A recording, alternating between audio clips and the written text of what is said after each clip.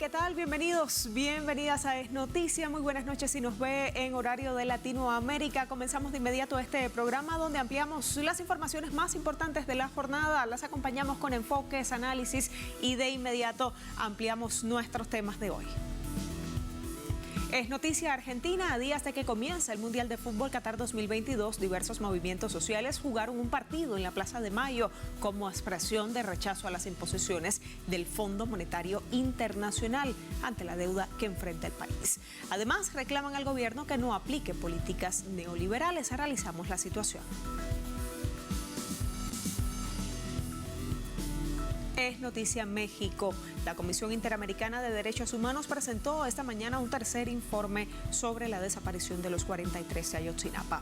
La relatora especial para el caso acusa al ejército de falta de voluntad para el esclarecimiento de los hechos. Pero ¿cuál es la profundidad y cuáles son los aportes reales de este informe?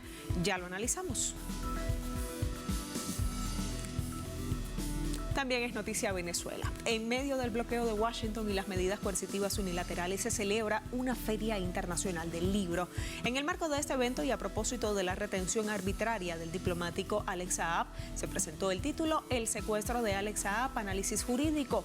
Conversaremos con su autora, la abogada Indriana Parada. Estos temas nos ocupan hoy. De inmediato, iniciamos.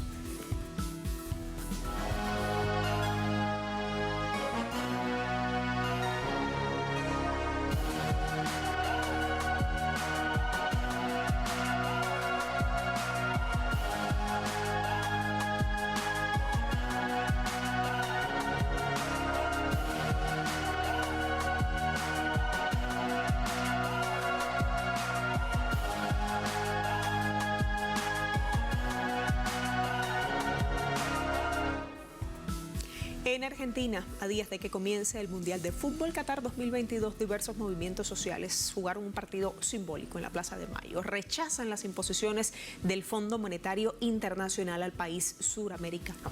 Veamos más. La Patria versus el Fondo Monetario Internacional fue el nombre elegido para el partido de fútbol que llevó la consigna al ajuste del fondo, lo ganamos en la calle. Lo que venimos a visibilizar, básicamente, con esta humorada, pero en realidad es para reflexionar, lo queremos hacer de otro lugar, no de la movilización tradicional, sino de otro lugar.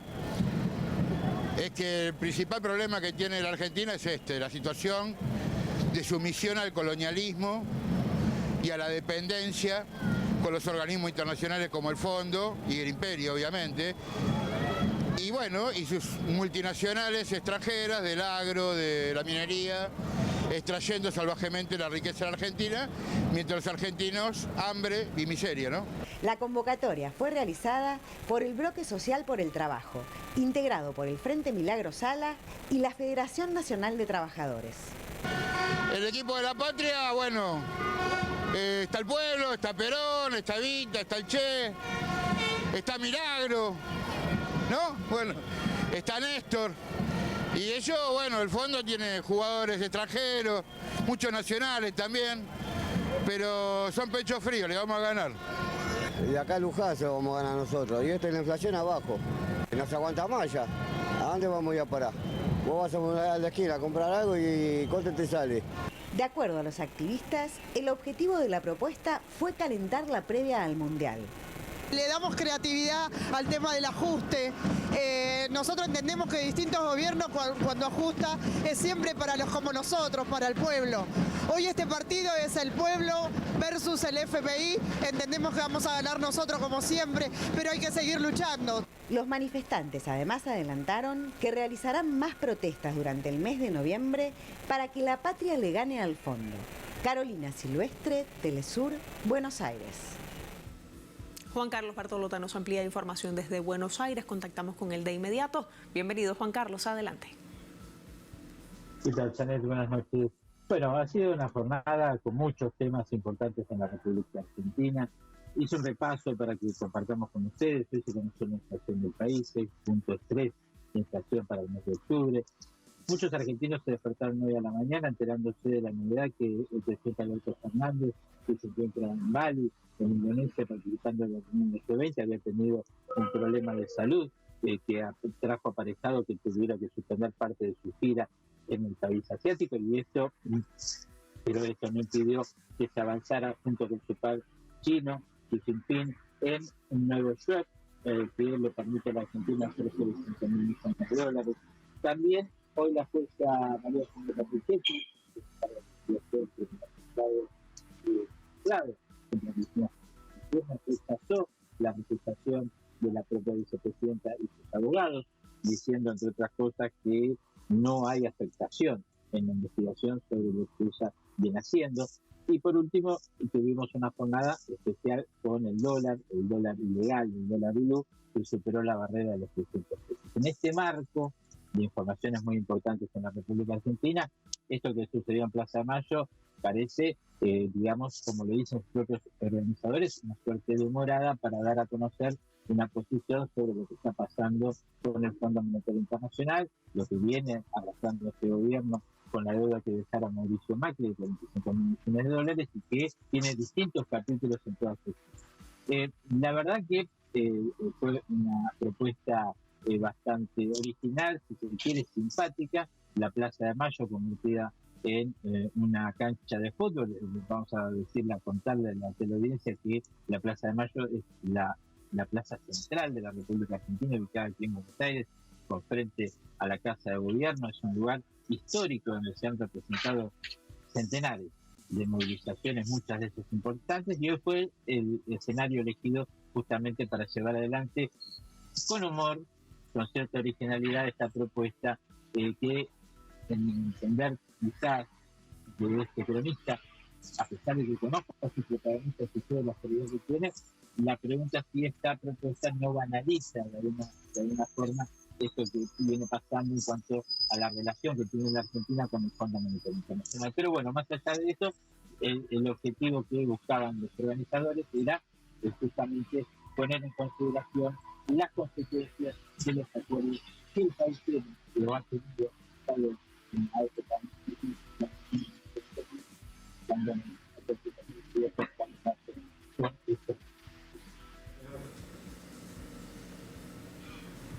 Juan Carlos, muchísimas gracias por conversar con nosotros, por ampliarnos todos estos aspectos importantes, noticiosos, que conforman parte del panorama que viven hoy argentinos y argentinas. De ese panorama, de esa situación y también de esta suerte de humorada que nos contabas en este juego, que también tiene muchísimo de profundidad y simbolismo, vamos a conversar en los próximos minutos con Alejandro Garfagnini, coordinador del Frente Milagro Sala. Nos acompaña desde Buenos Aires, Argentina. Un gusto saludarle, muy bienvenido a Es Noticia.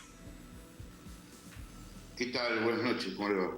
Es un gusto saludarle, Alejandro, y nuestra primera pregunta para usted. En este material que veíamos de nuestra corresponsalía y también en esto que hablábamos recién con nuestro corresponsal Juan Carlos Bartolota, es una metáfora de juego que disputan todos los días argentinos y argentinas. Hay dos bancas. En una está el pueblo y el gobierno tratando de sortear los vaivenes de la internacional y doméstica con todo lo que viene arrastrando la deuda con el Fondo Monetario Internacional. Y en la otra banca hay actores internacionales, pero también nacionales, con las manos dentro de ese ajedrez político, pero sobre todo económico, que ahora está moviendo la vida de millones en el país. Vamos a hablar un poco entonces de este partido. ¿Lo considera usted en principio injusto? Sí, como vos decías, el equipo del fondo, integrado por sectores políticos, dirigentes políticos que han implementado políticas neoliberales en Argentina y que nos han llevado a este desastre que tenemos hoy, donde Argentina está prácticamente gobernada por un plan económico dictado en Washington por el Fondo Monetario Internacional y por el embajador norteamericano en Argentina, que claramente hace muy poquito tiempo, en una reunión de empresarios norteamericanos, definió que lo que necesita Estados Unidos de la Argentina es justamente litio, hidrocarburos y granos que están exportando en forma brutal al extranjero y concentran un nivel de riqueza ya enorme, este pequeño grupo de multinacionales. Y mientras tanto nuestro pueblo sigue sufriendo una situación de ajuste económico, de desempleo cada vez mayor y de pobreza cada vez mayor. Yo lo que pretendimos hoy justamente es tratar de reflexionar desde otro lugar. Nosotros hacemos muchísimas movilizaciones en la calle y casi se naturalizan esas movilizaciones, cortando avenidas, etcétera, etcétera, y quisimos abordarlo desde otro lugar para justamente que los dirigentes del movimiento popular reflexionen que es necesario romper con las políticas del fondo, como hizo Néstor Kirchner en su momento, cuando teníamos esa patria grande, con Chávez, con Lula, con Evo. Bueno, tenemos que volver a implementar ese tipo de política soberana, si no nuestros pueblos no tienen destino. Sobre el destino precisamente de este pueblo argentino, le quiero preguntar ahora, profesor. En los primeros 10 meses del año, el índice de precios al consumidor acumuló una subida del 76%. La inflación en octubre alcanzó un número de 6.5%. ¿Cómo se reciben estos números en la ciudadanía, sobre todo desde un planteamiento que hemos visto han manejado en esta jornada? Al ajuste del fondo le ganamos en la calle. ¿Cómo entonces? Y hay que salir a la calle, hay que movilizar. Nuestro pueblo tiene que retomar la iniciativa y poner en caja a estos pequeños grupos, a estos grandes grupos económicos. Muy pocos concentran la riqueza de la Argentina, concentran la formación de precios de la Argentina, implementan aumentos de precios en los alimentos arbitrariamente. Bueno, eso hay que ponerle un límite, y el único límite lo puede poner el pueblo en la calle. Hasta ahora, nuestro gobierno, el que nosotros elegimos, después de 4 años de resistencia al modelo neoliberal del macrismo, está administrando una herencia y no está teniendo el coraje necesario para enfrentar a estos grupos y a estos poderosos, para que la Argentina vuelva a retomar un camino de soberanía, de dignidad, y nuestro pueblo pueda recibir la distribución de la riqueza que se merece y vuelva a ser feliz, digamos, como tuvimos en otras etapas de la historia argentina. Para eso hay que enfrentarse a estos poderosos. Nosotros lo que realmente estamos planteando es eso, que el gobierno se enfrente a esos poderosos porque si no, no tenemos ninguna solución, digamos. No podemos vivir en un país donde la mitad de la población es pobre, donde tenemos salarios miserables, de los pocos compañeros que pueden tener trabajo en Argentina formal, y las políticas económicas se dictan en otro país, en Washington. Esto no es posible, digamos. No es por lo menos lo que votamos.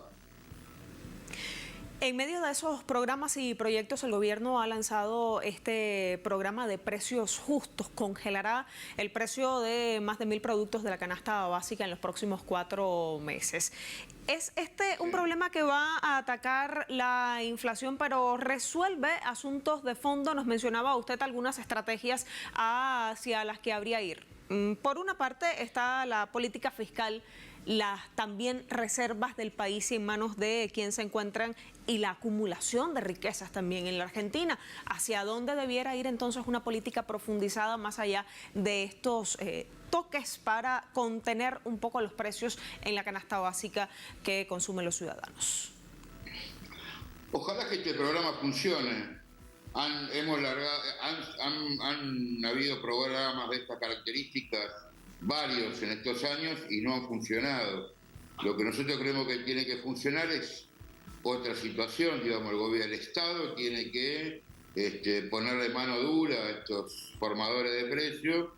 Además tiene que desdolarizar el precio de los productos en Argentina. No es posible que los argentinos seamos exportadores de alimento al mundo y tengamos que pagar el precio en dólares. Esto es una locura. Para eso también necesitamos, obviamente, tener el control del comercio exterior. El Estado argentino tiene que lograr controlar el comercio exterior, tener incidencia sobre el comercio exterior, porque hoy no la tiene, y estas multinacionales exportan a simple declaración jurada lo que quieren a precios exorbitantes, porque aparte la crisis mundial pone los productos y los commodities exportables a precios enormes, pero bueno, deja a los argentinos en una situación de desamparo. Esto es lo que nosotros proponemos. Alejandro, muchísimas gracias por acompañarnos, por estar con nosotros en Es Noticia, por compartirnos un poco de la realidad que están viviendo argentinos y argentinas en esta juego, digamos, metáfora de juego contra políticas internacionales, contra el Fondo Monetario Internacional y también por controlar el precio de la vida diaria en el país. Un abrazo para usted, le deseamos muy buenas noches. Un abrazo y gracias. Hacemos una pausa en Es Noticia. A la vuelta en México, la Comisión Interamericana de Derechos Humanos presentó un tercer informe sobre la desaparición de los 43 normalistas de Ayotzinapa. La relatora especial para el caso acusa al ejército de falta de voluntad para el esclarecimiento de los hechos. Pero ¿cuál es la profundidad y cuáles son los aportes reales de este informe? Ya le contamos.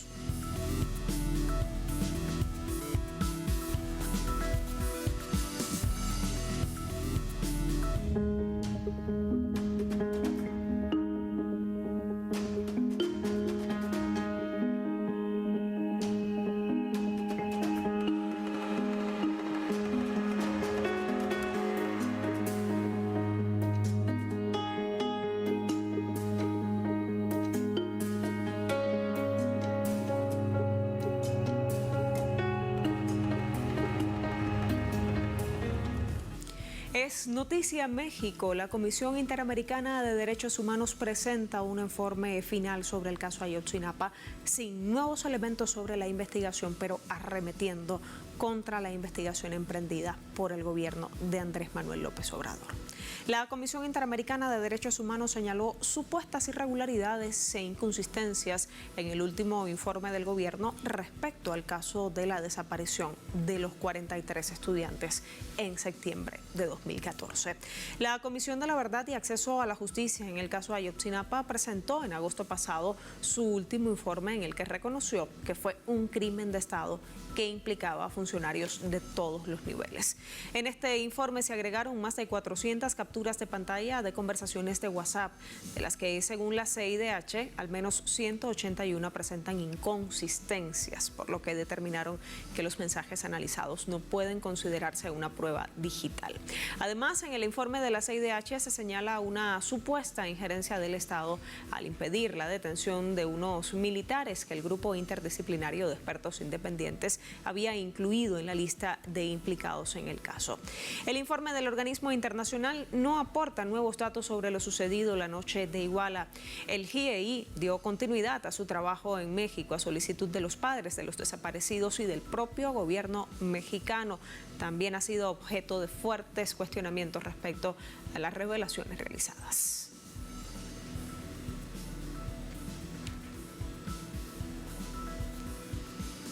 Hagamos un recuento de los hechos de la noche del 26 de septiembre de 2014 en la localidad de Iguala, Estado Guerrero, según el último informe de la Comisión para la Verdad y Acceso a la Justicia.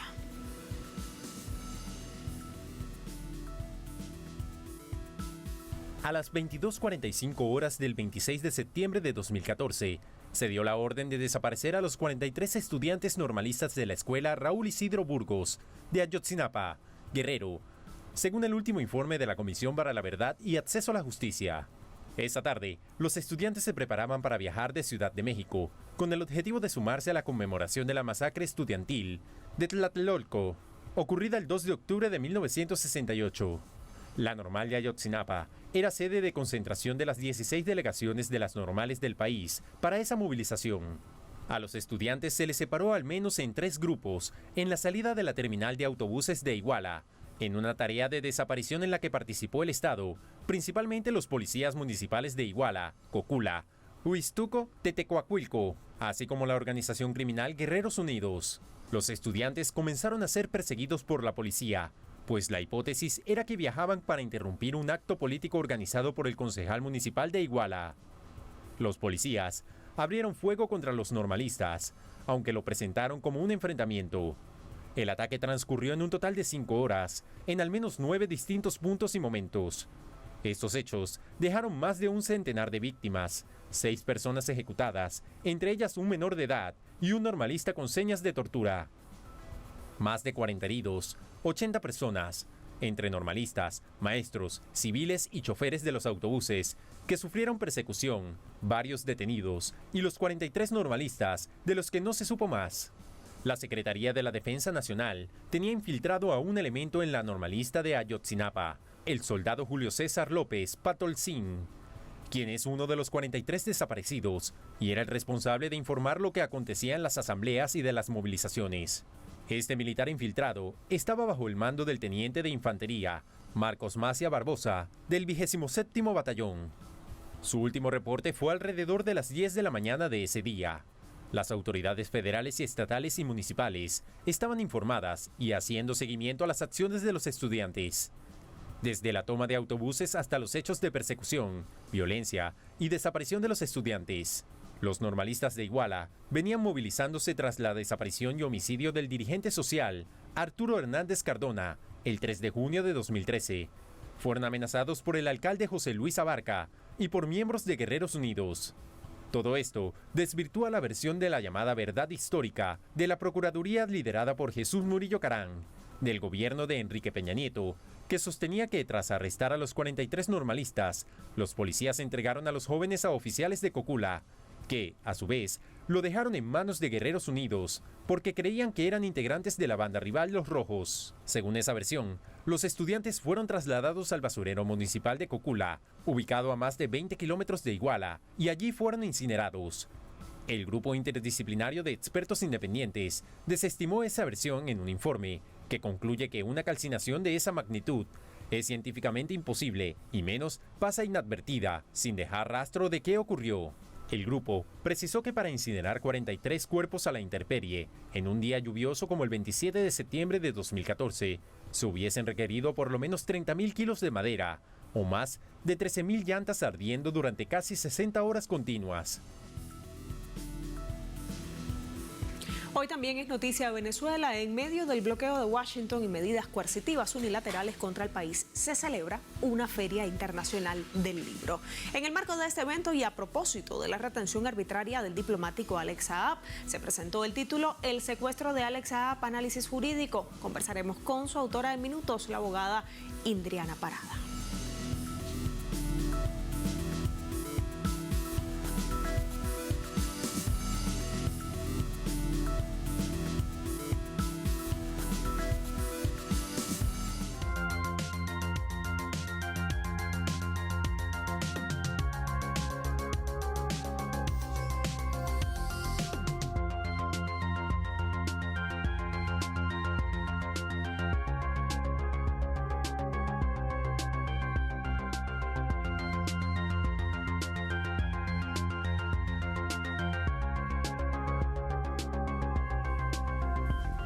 Estamos de vuelta y también es noticia hoy Venezuela. A pesar del bloqueo de Washington de medidas coercitivas unilaterales, el país abre espacio una vez más a la cultura y a la intelectualidad con la celebración de la Feria Internacional del Libro. En el marco de este evento se presentará el título El secuestro de Alex Saab. Aquí los detalles. La Filben 2022 abre las puertas para el debate en torno al caso del diplomático venezolano, con la presentación del libro El secuestro de Alex Saab, análisis jurídico, de la abogada Indriana Parada.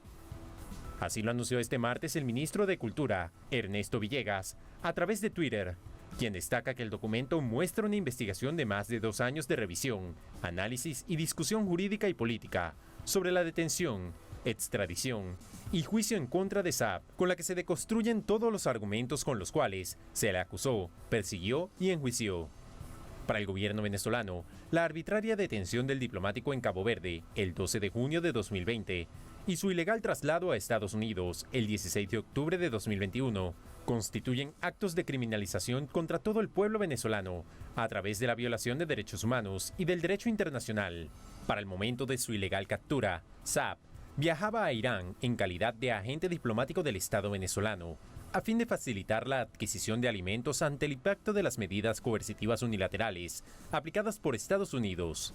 Además, el presidente Nicolás Maduro ha denunciado que el secuestro de Saab fue un deliberado golpe al proceso de paz que se desarrollaba entre el gobierno y un sector de la oposición venezolana en México. Hoy, su inmediata liberación es una condición innegociable para retomar el proceso y avanzar hacia escenarios favorables para el país. Conversamos con muchísimo gusto en los próximos minutos de Es Noticia con Indriana Parada, abogada, activista, defensora de derechos humanos, miembro del equipo jurídico del movimiento Free Alex Saab, también candidata, doctora en Derecho Penal y Criminalística por la Universidad Católica Santa Rosa. Muy bienvenida, un gusto saludarle. Buenas noches, Indriana. Hola, muy buenas noches y muchas gracias por el espacio. El que Venezuela realice una feria del libro en un marco como vive el país de medidas coercitivas unilaterales de bloqueo por parte de la administración estadounidense, en un marco además empeorado por una situación de pandemia de COVID-19, y aún así se apuesta por la cultura, por la intelectualidad y también por hacer llegar los libros en cualquiera de los formatos a los venezolanos y venezolanas. ¿Qué importancia tiene y cómo valora usted este hecho? Bueno, la presentación de la FILBEN, el desarrollo de la FILBEN, de la Feria Internacional del Libro 2022 en su 18ª edición, es una victoria que vence todo tipo de injerencia, que vence todo tipo de medidas coercitivas, pero además es una expresión cultural que lo dice el lema de esta edición: leer descoloniza, y además tiene como invitada en un continente, el continente africano, que es un continente que es nuestra madre, en efecto, a nivel cultural, de nuestras raíces. De manera que es muy importante todo este contexto de la FILBEN, y además entonces en este marco se presenta un libro tan importante, un caso tan importante. Sobre el caso, sobre el libro, ¿a qué pueden acceder los usuarios, los lectores que se acerquen a este material que ahora nos presentas? Y también hablemos entonces un poco de los detalles que hay dentro de estas páginas sobre el caso del diplomático venezolano Alex Saab. Bueno, podemos iniciar diciendo que el caso del diplomático Alex Saab, el secuestro del diplomático Alex Saab, es un caso necesario de ser llevado a hacer estudio jurídico, no solamente dentro de Venezuela, sino a nivel internacional. Su caso transgrede de manera directa todo el derecho internacional en materia de derechos humanos, en materia de relaciones diplomáticas. Y bueno, ¿qué presenta el libro? El libro El secuestro de Alex Saab, análisis jurídico, pues presenta todas las secuencia de los hechos, para luego, una vez planteados los hechos, se le aplica la norma internacional, las normas nacionales de los países involucrados, y se presenta entonces, deriva en la deconstrucción perfecta de la imputación a un diplomático, a un representante de un gobierno soberano, pero además entonces deja en evidencia las políticas injerencistas violatorias del derecho internacional, y evidentemente nos trae como resultado decir con argumentos jurídicos que Alex Saab es un diplomático secuestrado, pero además planteo también una teoría hablando del contexto de las medidas coercitivas unilaterales, el contexto de una guerra no convencional, que no es nueva, pero sí se ha profundizado el uso como estrategia para cambiar conductas de los pueblos, como estrategia para lograr derrocar estados, de manera que se presenta entonces que la teoría de que Alex Saab no solamente es un diplomático secuestrado, sino un combatiente de una guerra que salió a enfrentar esta guerra no convencional y, bueno, cae prisionero de esta guerra, cae víctima de esta guerra. ¿Qué nos llama todo este análisis del caso? Nos llama a repensar un poco las normas internacionales, los convenios internacionales, a repensar el papel de la Organización de las Naciones Unidas o de las organizaciones internacionales en la protección de los derechos humanos frente a estas nuevas formas de guerra. Testimonios, documentos, declaraciones recogidos entonces en estas páginas. Todos los hechos, además medios probatorios, también podemos conseguir desde la acreditación hasta incluso documentos que han sido desclasificados por parte del gobierno de los Estados Unidos. Podemos hacer referencia a, recientemente se hizo público unas conversaciones, unos correos entre el secretario de Estado en ese momento, Mike Pompeo, y representantes del gobierno del Departamento de Estado, del gobierno de Estados Unidos, ante Irán, en donde conversaban la preocupación sobre la inmunidad diplomática de una persona que estaba siendo detenida y que evidentemente gozaba de esa protección internacional. Además, es muy importante que pongamos al caso actual. Ayer se hizo público la moción, un escrito de la defensa, promovido por la defensa, en donde desnuda tres elementos importantes que rebaten todo el argumento de Estados Unidos para mantener un diplomático secuestrado. De eso quiero hablar precisamente. Si hablamos de hechos probatorios, de documentos probatorios, estamos hablando también de este último acto de la defensa de Alex Saab para dejar también puntos claros sobre el proceso que se lleva contra el diplomático de manera injusta. Fue ayer noticia, conversemos también sobre ese tema con nuestra teleaudiencia indiana. Sí, ayer se presentó un escrito de parte introducido por la defensa, en donde se analizan los argumentos que usa Estados Unidos para desconocer la inmunidad diplomática de Alex Saab como representante del gobierno, y hay tres elementos importantes. El primero, cuando hablan del desconocimiento del gobierno del gobierno constitucional del presidente Nicolás Maduro, se dice que bueno, invocar este desconocimiento es irrelevante en el derecho internacional, pero además hay evidencia que se muestra en esta moción que el gobierno de los Estados Unidos nunca ha dejado de reconocer el gobierno de Nicolás Maduro, porque se pone en manifiesto unas conversaciones y comunicación institucional directa entre la Cancillería venezolana y el Departamento de Estado, como por ejemplo para hacer valer convenios internacionales en el caso en el contexto de la migración venezolana. Es importantísimo porque comunicacionalmente se demuestra que Estados Unidos mantiene un discurso comunicacional de desconocimiento, pero en la práctica estás ejerciendo un reconocimiento de hecho del gobierno venezolano. Pero además existe otro argumento. Estados Unidos dice que Alex Saab no fue acreditado ante el Departamento de Estado de los Estados Unidos. Sin embargo, pudiera ser un argumento muy válido si Estados Unidos fuera el estado receptor de la misión diplomática en la que viajaba Alex Saab. Al que hubiera entonces en ese caso presentado cartas credenciales. Correcto, pero pues Estados Unidos es un tercer estado, no forma parte de esta relación bilateral y por lo tanto no está la obligación, ningún estado, y mucho menos Venezuela, de acreditar sus diplomáticos ante el Departamento de Estado de Estados Unidos. Esto va contrario al derecho internacional y a lo que exige la Convención de Viena en materia de relaciones diplomáticas y en materia del derecho a los tratados.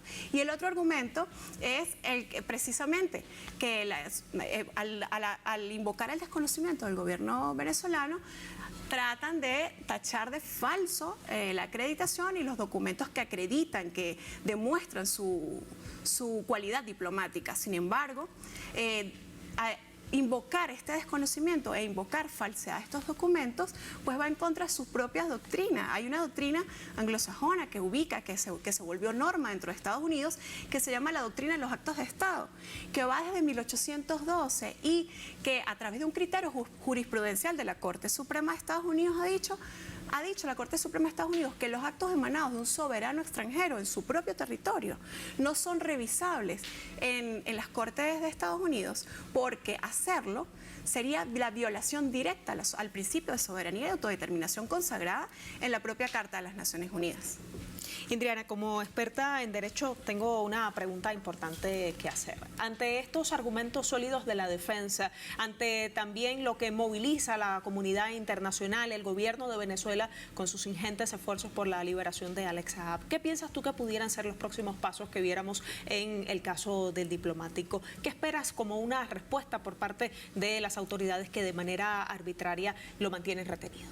Bueno, partiendo del hecho que el caso de Alex Saab ya se ha combatido a nivel jurídico, se ha ganado en instancias internacionales como la decisión que emanó la CEDEAO, el Tribunal de Justicia de la Comunidad Económica de los Países de África Occidental, quien ordenó la liberación del diplomático, es decir, en materia internacional existe una victoria jurídica, pues lo que nos queda decir es que este caso es un caso político, de persecución política, ya ampliamente demostrado, y lo que esperamos es que Estados Unidos acate o vuelva a la vía del respeto al derecho internacional, a las relaciones diplomáticas. En este caso, siente un precedente peligrosísimo para el propio Estados Unidos, que es uno de los países que más enviados especiales tiene en el mundo, y colocaría en grave inseguridad jurídica a sus propios diplomáticos. De manera que nosotros, bueno, como estudiosa de las leyes, del derecho, y una invitación a todos los colegas, independientemente de la posición ideológica, política que quieran asumir, asumir, solamente conocer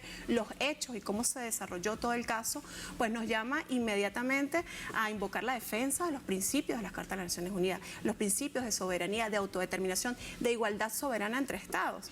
De manera que la propia función de la Organización de las Naciones Unidas, cuando vemos que lamentablemente se trata de usar o adecuar informes emitidos al Consejo de Derechos Humanos como fundamento jurídico para atacar a unos países, pero cuando estos informes van en contra de la política injerencista y hegemónica, pues no sirven de base jurídica para, por ejemplo, invocar el levantamiento de las medidas coercitivas unilaterales que violan el derecho internacional. De manera que esperamos que vuelva al camino del respeto al derecho internacional y que definitivamente sea liberado, bien sea a través de acuerdos o negociaciones, porque desde el punto de vista jurídico, repetimos, si no fuéramos por el canal jurídico, aquí la consecuencia inmediata es que la Corte del Distrito Sur de Florida, que lleva el juez Robert Escolá, ordene la liberación inmediata del diplomático. Una liberación inmediata que ha sido también por parte del gobierno venezolano una exigencia, porque si hablamos de estos posiciones políticas o actores políticos de los que nos mencionabas hace un momento con criterios divergentes que pueden ser respecto a este u otros temas, el presidente venezolano era muy enfático al decir el secuestro de Alex Saab ha sido un duro golpe al proceso de paz que encabeza el gobierno con sectores de la oposición. Mantiene entonces el gobierno esta voluntad irrenunciable de pedir la liberación del diplomático Alex Saab, y esto por supuesto como un elemento imprescindible para continuar el normal desarrollo de las relaciones con Estados Unidos.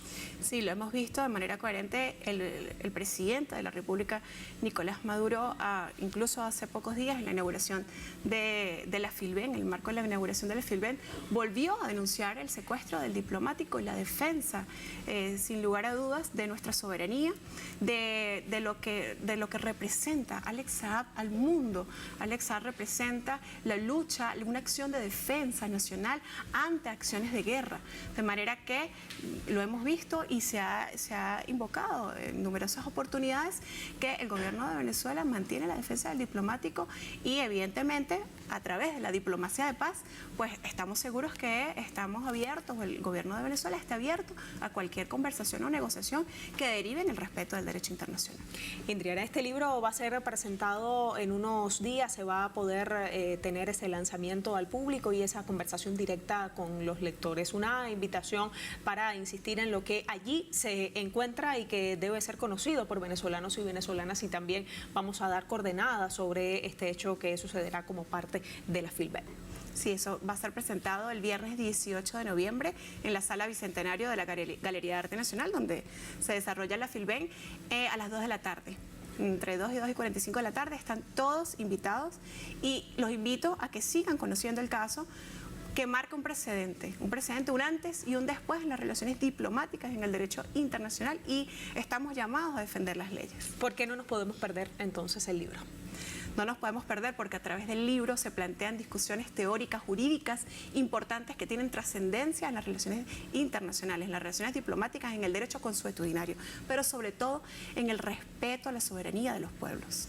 Parte de las actividades de Filben, entonces, que recomendemos a venezolanas y venezolanos que hagan vida por estos días en la capital del país, también en las sedes a las que se extiende este evento, que tienen que ver con publicaciones en el ámbito político, también en el ámbito jurídico y con el acercamiento del pueblo a la lectura.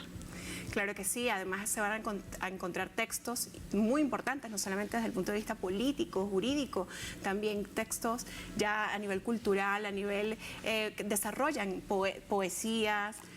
Hay una gran diversidad de textos que es la victoria que representa la Filben, que a pesar del bloqueo se logró concretar con todo el trabajo logístico que lleva a presentar todos estos textos, traerlos a Venezuela y bueno, de manera evidente estamos nosotros logrando una victoria cultural en este caso.